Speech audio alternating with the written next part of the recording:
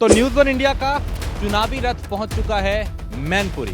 असली जो विकास किया है जिला मैनपुरी का है किसी ने, तो वो है समाजवादी पार्टी। भारतीय जनता पार्टी ने कभी कुछ किया ही नहीं है आज तक। 5 साल 10 साल की सरकार निकल गई, मैनपुरी के अंदर कौन सा विकास हुआ? और यहाँ से तो मतलब समाजवादी ही निकलेगी। बीजेपी वालों ने आदमी को बना दिया भिखारी। 10 साल के अंदर एक भी भर्ती हो गई हो तो मैं बता दूं। दिल्ली पूछा जाके, दिल्ली गए हो कभी?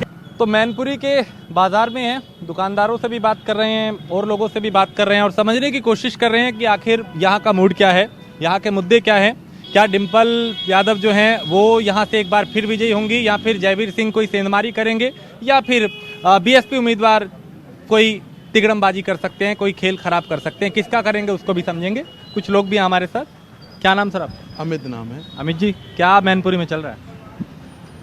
इसमें मैनपुरी का जनता का मूड इस बार और चुनावों से अलग है और भारतीय जनता पार्टी यहाँ पे चुनाव जीतेगी। जयवीर सिंह यहाँ से चुनाव जीतेंगे और ये विकास की वजह से मैं कह रहा हूँ।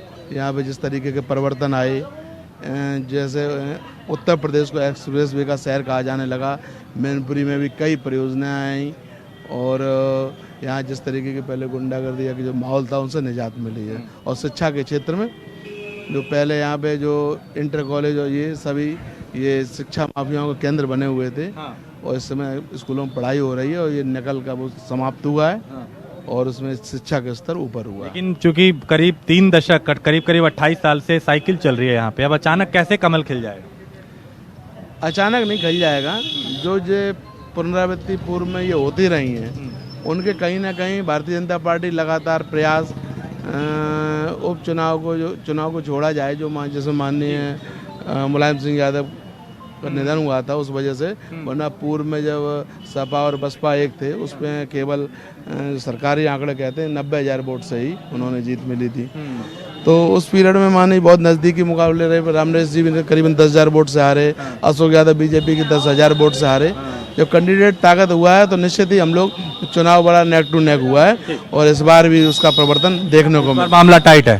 ठीक है, और बात करते हैं। क्या चल रहा है भैया? क्या नाम आपका? मेरा नाम चंद्रकांत मिश्रा है। मिश्रा जी, क्या मैनपुरी का मूड क्या कहता है? मैनपुरी मूड यही कहता है कि भारतीय जनता पार्टी ही जीतेगी, क्योंकि जो भारतीय जनता पार्टी के जीतने से मैनपुरी की जो शांति का माहौल बना हुआ है और पब्लिक भी यहाँ की यही चाहती है कि शांति का माहौल ऐसे ही बना रहे।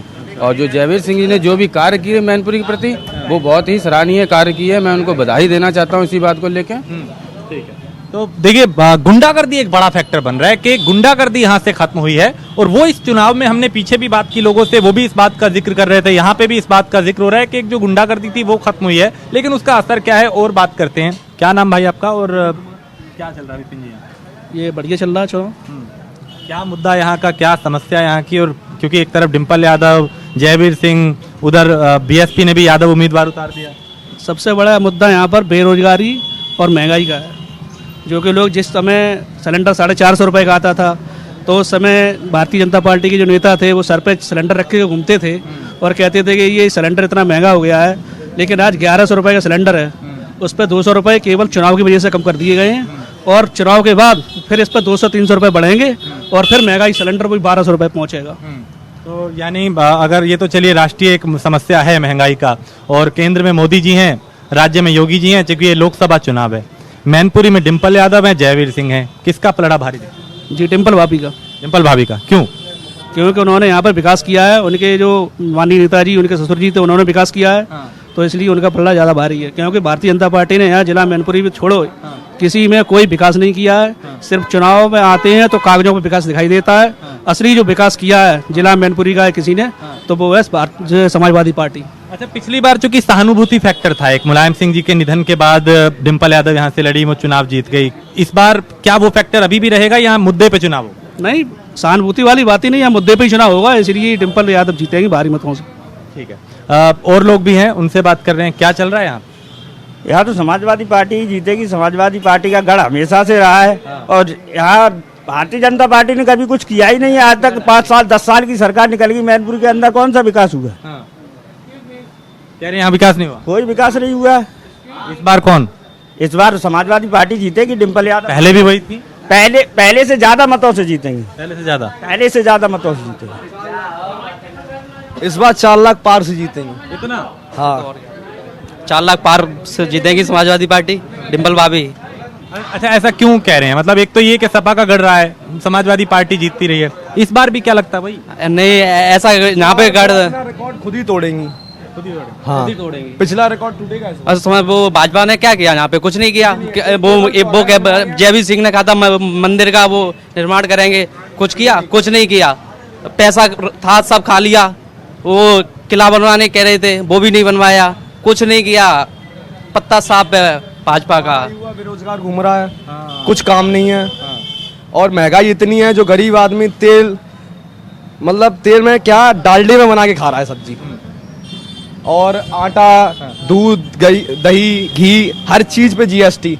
आप बताओ, अंग्रेजों वाला शासन इन लोगों ने लागू कर दिया है, और मतलब कुछ कह नहीं सकते। और यहाँ से तो मतलब समाजवादी ही निकलेगी। अच्छा, एक बात ये बहुत हो रही है कि भैया यहाँ पे गुंडागर्दी बहुत थी, वो खत्म हो गई है।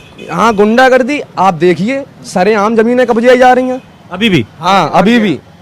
इस सरकार में भी जमीनें कब्जाई जा रही हैं। समाजवादी पार्टी में कहाँ गुंडागर्दी चल रही थी? कुछ नहीं था। झूठ बोल रहे हैं बीजेपी वाले, सब झूठ बोल रहे हैं। सब सीधे लोग नहीं, हम तो लोगों से बात कर रहे हैं। आ जाओ, इधर आइए आप। हम चूंकि लोगों से बात कर रहे हैं और लोग ये कह रहे हैं, आज इधर आइए, कि भैया यहाँ गुंडागर्दी बहुत हुआ करती थी, लेकिन अब वो नहीं है। रात में भी इंसान निकल सकता है। पहले 12 बजे बस स्टैंड पे लूट लेते थे ड्राइवरों को। गुंडे ही कहते हैं कि गुंडागर्दी नहीं थी।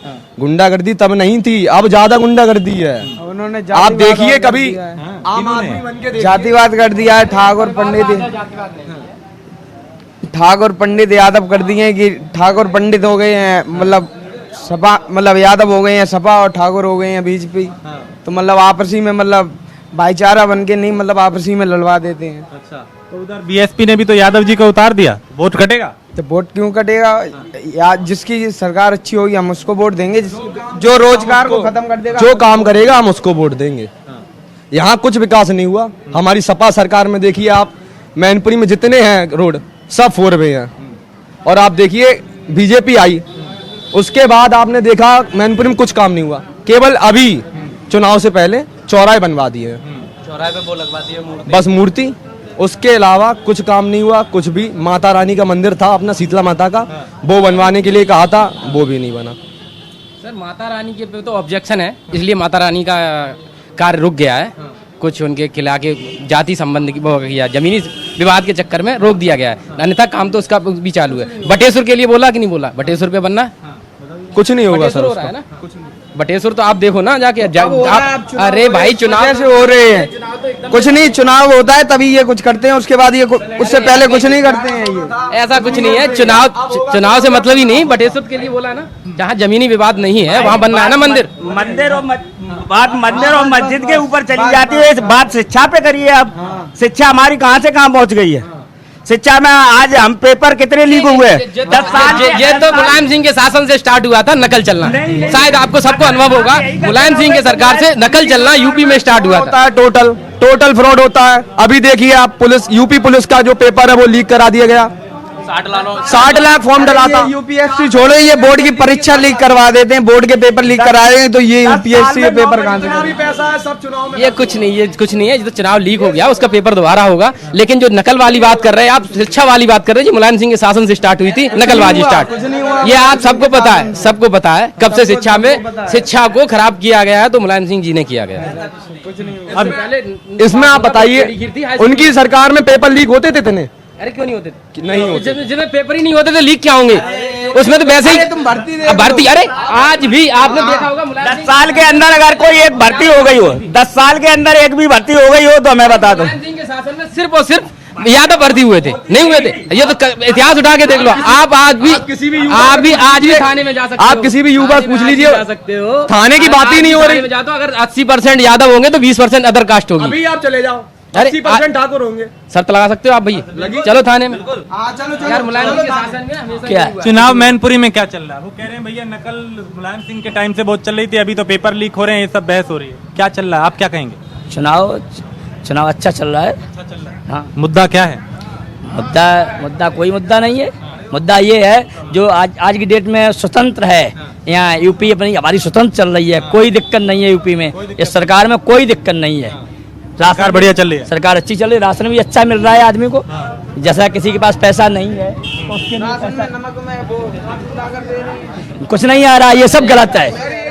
हर महीना में कोटा वितरण हो रहा है, हर महीना में बीजेपी वालों ने आदमी को बना दिया भिखारी। कुछ नहीं आता, कुछ नहीं। अगर देना है तो रोजगार दीजिए आप। ये 5 किलो राशन में भिखारी बना दिया। 5 किलो राशन में भिखारी नहीं बना दिया। जिस दिन लॉकडाउन लगा था उस दिन ये बीजेपी गवर्नमेंट जिसने गरीबों का पेट भर दिया है, जिसने वो युवा काम मांग रहे हैं, बेरोजगार घूम रहे हैं। जिसने ये गरीबों का पेट भर दिया। भाई राशन को आप आज बता रहे हैं गरीब बना दिया। ये राशन बहुत जिसके पास पहुंचता है उससे पूछो, जिस गरीब के पास ये 5 किलो राशन पहुंचता है उससे आप जाके पूछो जाके क्या उसकी अहमियत होती है उस राशन की, 5 किलो गेहूं की। आप रोजगार दीजिए, रोजगार जो कि वो अपने खुद के पैसे से खरीद ले। जिसके पास कुछ नहीं होता उसके लिए 5 किलो नहीं 10 रुपए नहीं देने वाला कोई नहीं मिलता है। ऐसा है जो हमारा भाई जो बोल रहा है कि 5 किलो राशन से देश चलेगा। सरकार ये चाहती है कि देश में सिर्फ 5 लोगों पे ही पैसा हो, बाकी सब भिखारी हो। उसके अलावा ना सरकार की प्राथमिकता है कि रुपया वाला तो बहुत बड़ा रुपया वाला हो और जो गरीब हो वो इस इधर आ जाए, खाली अमीरों के घर पे दरवाजों पे रोटी के लिए दस्तक दे। सरकार की मंशा ये है। अभी मैनपुरी की बात करें तो डिम्पल भाभी चुनावी मैदान में हैं, उधर जयवीर सिंह उतार दिए, क्या लगता है? जयवीर सिंह उतार दी, आने वाली जनता बताएगी जयवीर सिंह का इतिहास क्या है और जयवीर सिंह ने मैनपुरी में क्या किया। सिर्फ जमीनें घेरी हैं, कुछ नहीं। जयवीर सिंह कोई जमीन नहीं घेरी है। जमीनें घेरी तो इनके अलावा और भी कोई कहने वाला होगा जमीनें घेरी हैं, ये बिल्कुल गलत है। ये जो भी है ये बता रहे बिल्कुल गलत। कहीं जमीनें घेरी तो उसका ऐसा है जो जमीनें घेरी हैं। इस तरफ आ जाइए, इधर को आ जाइए, बाहर थोड़ा सा चलते हैं लोग को। हाँ यहाँ जमीनें घेरी हैं, बालनी केतन के पास चले जाओ, 100 बीघा 40-25 बीघा जमीन बनी होगी, घेली पता कर लो जाकर। कहीं जमीनें नहीं घेरी हैं, कहीं जमीनें इस गवर्नमेंट में कहीं जमीनें नहीं घेरी। मैनपुरी में एक नहीं, सबसे बड़े अगर माननीय मंत्री जी ने विकास कार्य जो किए हैं, मूर्तियां लगी, बहुत अच्छी बात। जहाँ भी मंदिर है, जहाँ भी कोई काम की जरूरत पड़ती वही मंत्री। 1 मिनट, ये भाई साहब कह रहे थे कि सपा सरकार में यादव नौकरी लगी है, ठीक है। हमारे आप ये चौराहे बता दीजिए एक भी अगर यादवों का इतिहास से कोई मूर्ति लगी हो। महान लोगों की मूर्तियां बनाई गई, उसमें यादव और ठाकुर की मूर्ति नहीं बनाई गई है। अरे ऐसा नहीं है, ऐसा कुछ नहीं होता। अभी ये क्या कह रहे थे, पर हम क्या कह रहे हैं, ये सपा में यादव और बीजेपी बनाई गई, जो महान होगा उसकी मूर्तियां बनाई जाएंगी। पहली बात तो ये है, मैनपुरी की जनता विकास के नाम पर और अरे जवाब दे दिया था यहाँ अभी विधानसभा। तो एक मिनट 4 लाख वोटों से जीतते नहीं है, अपना पिछला रिकॉर्ड वो खुद ही तोड़ेंगे। ऐसा है जो लोग बौखलाए हुए हैं उनसे ये प्रश्न, अरे भाई नहीं बताइए, ये मैनपुरी जनता ने भी जवाब दिया था। अगर अच्छा चल रहा था तो मैनपुरी जनता ने क्यों जवाब दिया सदर विधायक से? यहाँ क्या हुआ था? सदर विधायक के इलेक्शन हुआ अभी, बताइए। जस्सा विधायक की अगर अच्छे काम करते तो विधायक क्यों चली जाती यहाँ से? कि जो है जितने बेईमानी, मैं बेईमानी ईमानदारी पे प्रश्न नहीं रखता हूँ। मैनपुरी की जनता सर्वाधिक वोटों को डिम्पल यादव को जिताने का काम करेगी और विकास के नाम पे वोट देगी। और मैनपुरी में जिस दिन वोट पड़े, अगर जो लोग इस चक्कर में गुंडई के नाम पे वोट डाले, एक भी मीडिया खाता खुल गया है, हमारा खाता खुला है कि नहीं खुला है? अभी निर्विरोध एक हुआ है। अगर बीजेपी में अच्छे वोट नहीं है तो निर्विरोध इलेक्शन कैसे हो गया गुजरात में, जो एक सांसद का इलेक्शन निर्विरोध जीत गए? अरे बताइए, मुख्यमंत्री कभी जेल गया है? इनने बताओ, अरविंद केजरीवाल को जेल में डलवा लिया। इतिहास का ऐसा कोई मुख्यमंत्री तो जेल भी जाओगे ना, मुख्यमंत्री उसके लिए प्रॉपर होता है ना प्रधानमंत्री। दिल्ली पूछो जाके, दिल्ली गए हो कभी? दिल्ली गए हो? कभी दिल्ली गए हो? दिल्ली गए हो कभी? चाहे मंत्री हो चाहे विधायक हो, कुछ नहीं। दिल्ली गए हो कभी? अरे हम ये पूछ रहे, दिल्ली गए हो? हम दिल्ली से यहाँ हैं यार, यहाँ की बात करो यार। पहली मैनपुरी में अगर बेईमानी की पराकाष्ठा पूरे राजनीतिक जीवन काल में जब से वोट पड़े हैं तो चेयरमैनी पे आप लोग भारतीय जनता पार्टी के लोग देख ले किस तरह से 17,000 वोटों से चुनाव हरा दिया। और बैकवर्ड के लोग थे इसलिए हरा दिया, वैसे नहीं हरा पाते।